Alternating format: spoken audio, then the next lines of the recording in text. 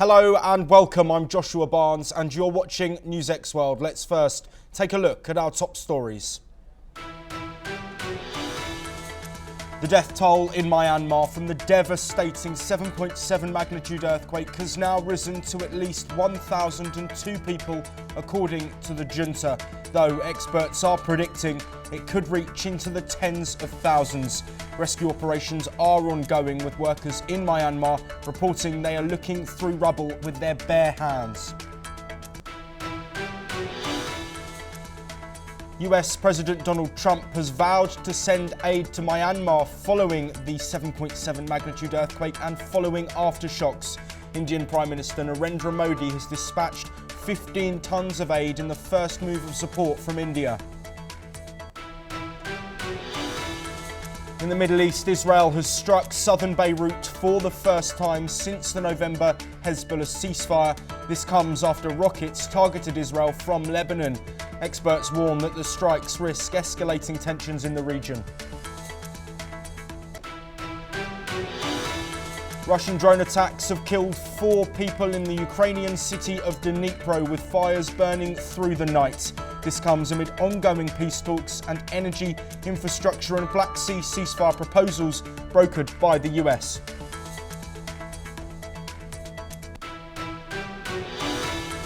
China says that it has conducted a military patrol in the South China Sea. This comes as US Defense Secretary Pete Hegseth visited the Philippines, discussing rising tensions in the region while pledging support for Manila.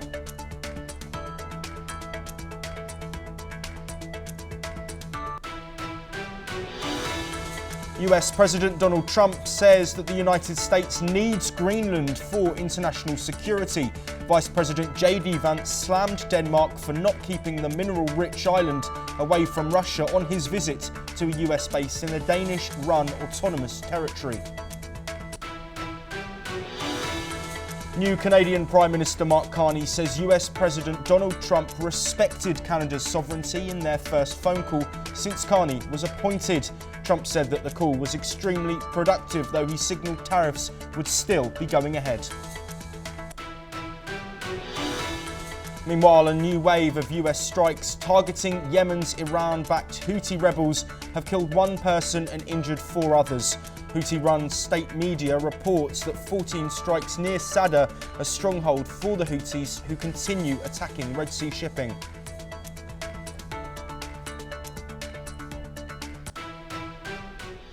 We start off with the aftermath of the devastating earthquake that has struck in Myanmar and had ripple effects across Southeast Asia. In response to the earthquake, international aid has poured in.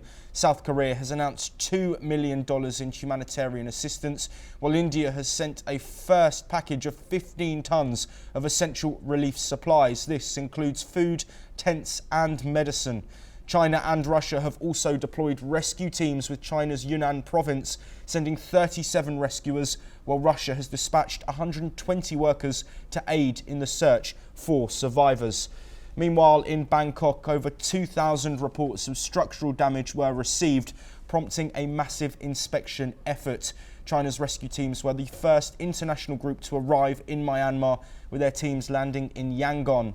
According to Myanmar's ruling junta, the death count from the massive earthquake now stands at over 1,000 people, with it expected to rise. A further 2,376 people are also reported injured so far.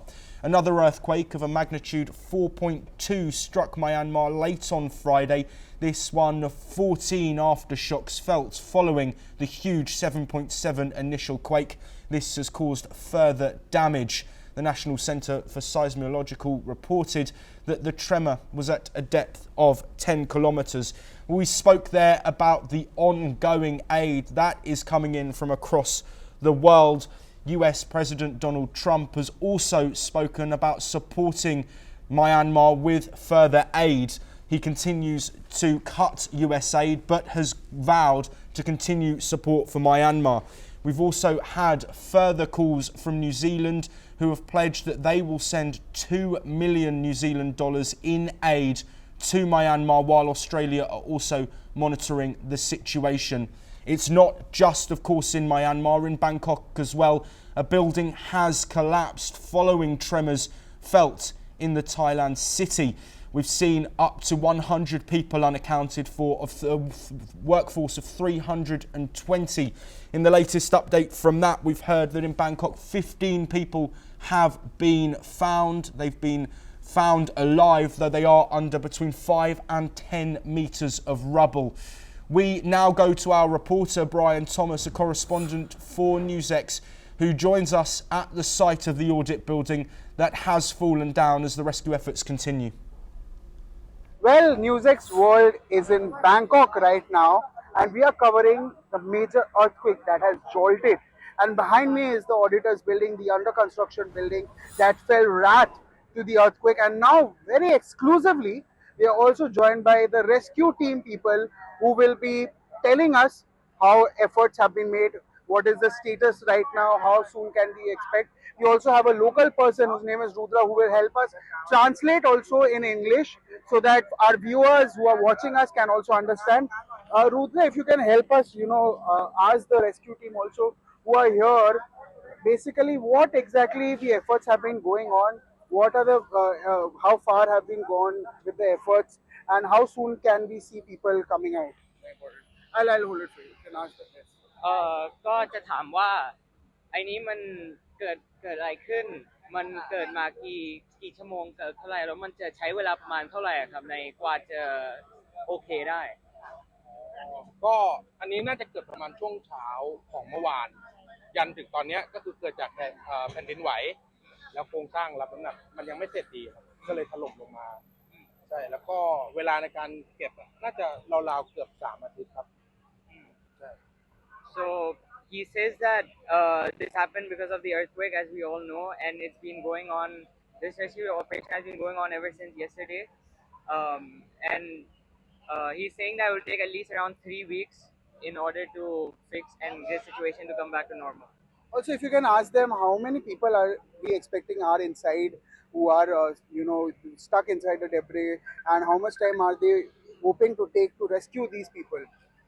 ก็จะถามว่ามีประมาณกี่คนที่ยังไม่เจอหาไม่เจออะไรแบบนี้แล้วมันจะมีประมาณอีกกี่คนที่แบบ approximation ว่ามีเขาอยู่ข้างในอะครับก็ตอนนี้เบื้องต้นที่ตรวจสอบมีรายชื่อทั้งหมด96 คนแต่ยืนยันได้คือ85ครับใช่แล้วก็ที่นำออกมาได้คือเสียชีวิต7แล้วก็บาดเจ็บอีก9ครับแล้วตอนนี้กำลังเร่งค้นหากันอยู่ก็คือคนเสียชีวิต7แล้วก็บาดเจ็บ9ใช่ครับ so he's saying that there's so he says that there's 7 people who are dead who are declared dead and 9 people who are injured and แล้วก็96คนที่มีรายชื่อแล้วก็85ที่ยืนยันตัวตนได้ครับ Okay. So there's 96 people who had been declared missing, and out of which 85 people have been able to be found. So there's still 11 people who are not yet found.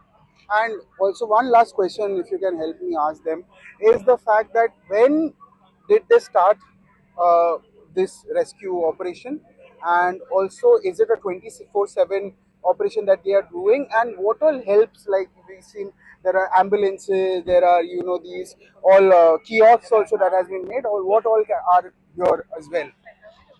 มันอันนี้มันเริ่มเมื่อวานใช่ไหมครับประมาณนั้นใช่ไหมครับแล้วก็ตรงนี้มันมีความช่วยเหลืออะไรบ้างนะครับแบบมีเห็นอยู่ว่ามีน้ำมีอะไรพวกนี้มันมีความช่วยเหลืออะไรบ้างที่ให้คนอยู่ครับตอนนี้ที่ให้ประชาชนถูกต้องครับก็ใครอยากได้อะไรสามารถมาขอที่เต็นท์เราได้เลยเพราะตอนนี้ที่อยู่ที่เต็นท์ก็มาจากประชาชนหมดเลยครับโอเคแล้วมันมีอะไรบ้างครับแบบขอชื่อแบบน้ำก็ใช่ครับน้ำเปล่าเครื่องดื่มชูกำลังแล้วก็เป็นข้าวแล้วก็ขนมครับso they have been offering this they've been offering help for a long time already ever since yesterday around 2 p.m. after the building collapsed and yes they are 24/7 they have been here on the site and they are offering food water and rehydration drinks glucose and all of this stuff to the people who are the families who have been sitting here remorsefully waiting for their loved ones and stuff. Thank you so much, Rudra. Thank you so much, everyone. So yes, viewers, you've seen us exclusively talking to the rescue operations rescue team who have been there from yesterday 2 p.m. and till now. They are also expecting that they will take more 3 days to normalize the situation, 3 weeks rather, and they are doing everything they can in their possibility to ensure that the situation here gets normalized. This is me, Brian Anthony Thomas, signing off for NewsX World from Bangkok.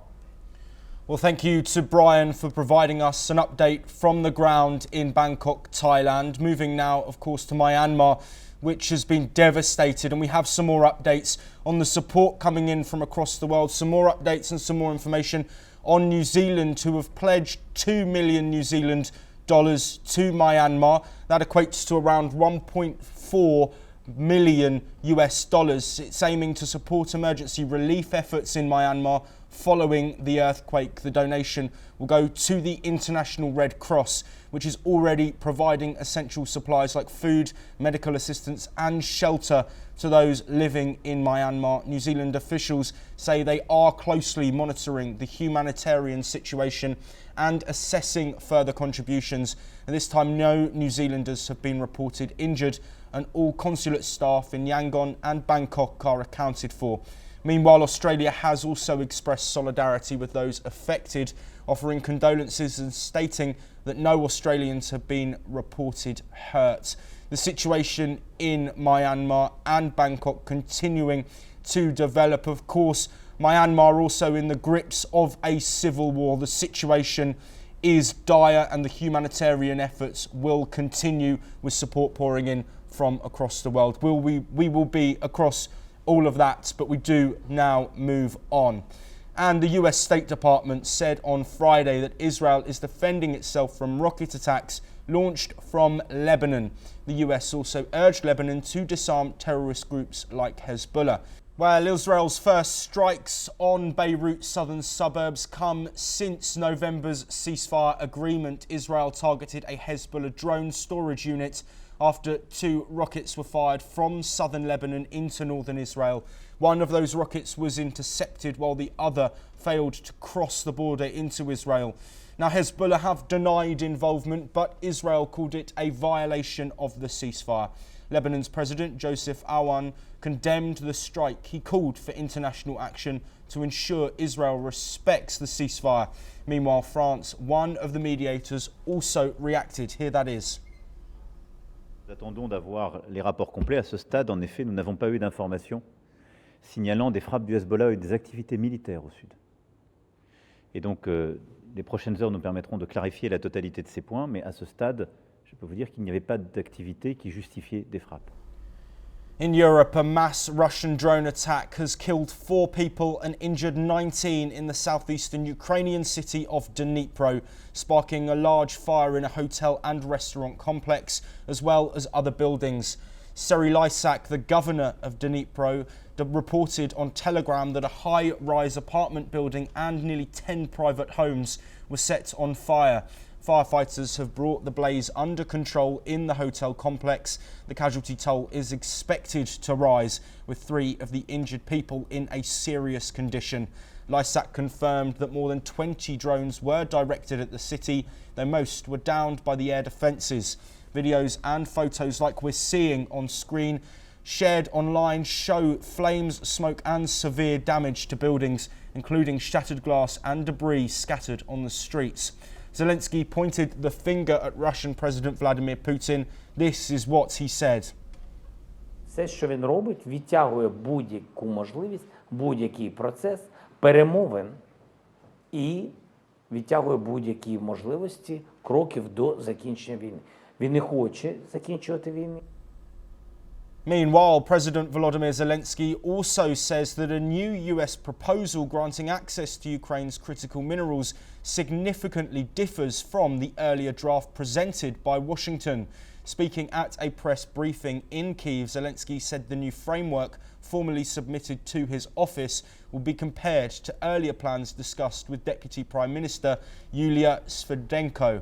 During talks with US officials, he emphasised that the framework had changed and Ukraine would study it before moving forward with discussions. Zelensky also reiterated that Kyiv would not recognise previously approved US military aid as loans requiring repayment, clarifying that while they are grateful for the support, it is not a credit. This comes amid tensions with Washington following a rift with President Donald Trump, which led to a halt in US military assistance and intelligence sharing. Зовсім інший документ. Там багато всього, про що не йшлося, а також з'явились деякі речі, які, ну, скажімо так, раніше сторони відкидували вже. Так? І тому цей документ, я не хочу, ви знаєте, так, піднімати нову хвилю, тому що я дуже хочу, щоб ми отримали конкретну рецензію юристів на найвищому рівні. Moving on, the US Vice President JD Vance has accused Denmark of failing to protect Greenland from increased threats from Russia and China. During a visit to a US military base in Greenland, Vance claimed that Denmark has underinvested in the security of the territory and its people. He suggested that the United States could provide better protection and security to Greenland, particularly in the face of aggressive actions from other nations. Vance added that the United States is ready to invest more resources into the region, including naval ships and military icebreakers. He emphasised the importance of the US leading in the Arctic, especially as countries like Russia and China show increasing interest in the area's strategic waterways and mineral resources. Let's listen to what JD Vance had to say. Our message to Denmark is very simple.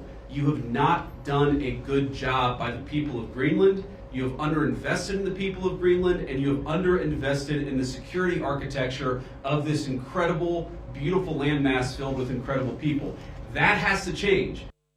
We do not think that military force is ever going to be necessary. Well, while Vance's visit was underway, Trump told reporters at the White House that the US needs Greenland to ensure the peace of the entire world. He also stated that the United States needed to have Greenland. These comments come in the context of the rising influence of Russia and China in the region. Both Vance and Trump maintained that a partnership with the United States would be beneficial to Greenland, providing it with both stronger defence and economic opportunities. Vance made it clear that the US respects Greenland's sovereignty, but believes the territory would be safer and thrive more under US protection. Let's hear what Trump had to say. We need Greenland, very importantly, for international security. We have to have Greenland. It's not a question of, do you think we can do without it? We can't. If you look at Greenland right now, if you look at the waterways, you have Chinese and Russian ships all over the place. And we're not going to be able to do that. We're not relying on Denmark or anybody else to take care of that situation. And we're not talking about peace for the United States. We're talking about world peace. We're talking about international security. And right now, you look at it, you have warships all over the place going through right along Greenland. We're not going to let that happen. We cannot let that happen. Staying in North America, and US Vice President JD Vance has said that demands for sackings over the security breach related to the Yemen chats will be ignored. This comes after top security officials accidentally added a journalist to a group chat where they were discussing plans to strike Yemen on the 15th of March. Vance told reporters in Greenland, if you think you're going to force the president to fire anybody, you've got another thing coming. He made it clear that the administration is standing behind the entire national security team. Let's listen.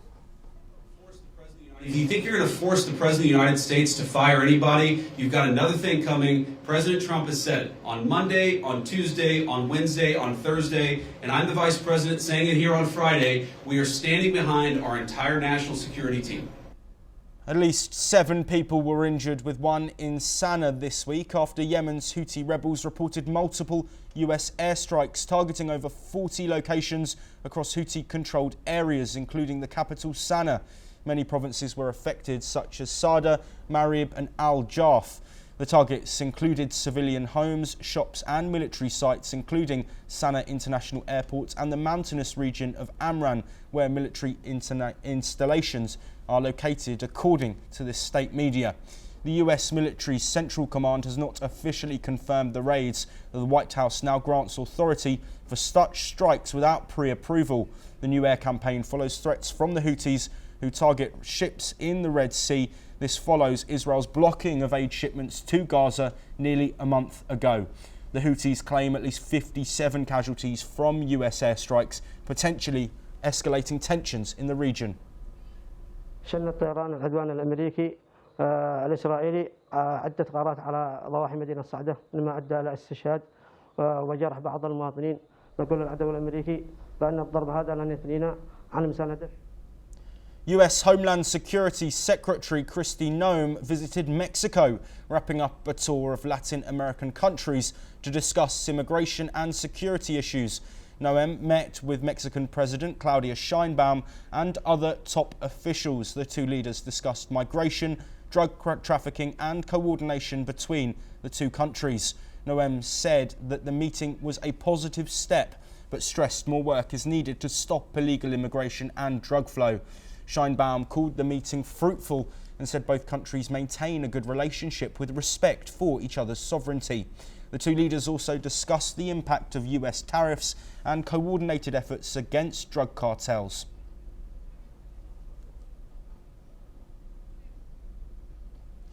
We have some breaking news coming in, and the Ministry of Foreign Affairs of the Kingdom of Thailand has confirmed that all transportation services, including airports, railways, roads and boats, are operating as normal following the recent earthquake.